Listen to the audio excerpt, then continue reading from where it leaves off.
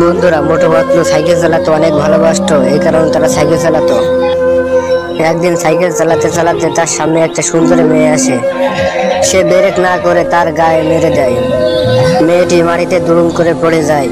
মোটু পাতলু চিন্তা করতে থাকে, আমরা এখন কি করব। তারপরে তারা ভাবলো যে একে আমরা বাড়ি নিয়ে যাই। এই বলে মোটু পাতলু তাকে বাড়ি নিয়ে চলে গেল। মোটু বলে, পাতলু, মেয়েটিকে আমার খুব পছন্দ হয়েছে, আমি এই মেয়েটিকে বিয়ে করব। পাতলু বলে, না বন্ধু, এই মেয়েটিকে আমার খুব পছন্দ হয়েছে, আমি বিয়ে করব। এই বলে তারা দুইজন ঝগড়া করতে শুরু করলো। হঠাৎ করে সেই মেয়েটি গায়েব হয়ে গেল, আর সেখানে একটি শাকচুন্নি পরিণত হলো। শাকচুন্নি যে কোনো কথা না বলে তাদেরকে আগুন দিয়ে পুড়িয়ে দিল। বন্ধুরা, এরপর কি হবে জানতে চ্যানেলটি সাবস্ক্রাইব করুন। বন্ধুরা, একটি জঙ্গলে বাস করত টুনি ও টুনা। তাদের অনেক দুঃখের সংসার ছিল। টুনি অনেকদিন পরে একটি ডিম পেড়েছে। টুনা টুনি ডিম দেখে অনেক আনন্দ করতে শুরু করলো।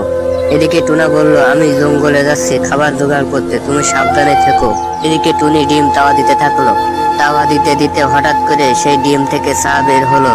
ছা দেখে টুনি অনেক আনন্দ করতে শুরু করলো। এদিকে জঙ্গলে ছিল একটি দুষ্টু কাক, পাখির ছোট ছোট ছানা খেয়ে বেড়াতো।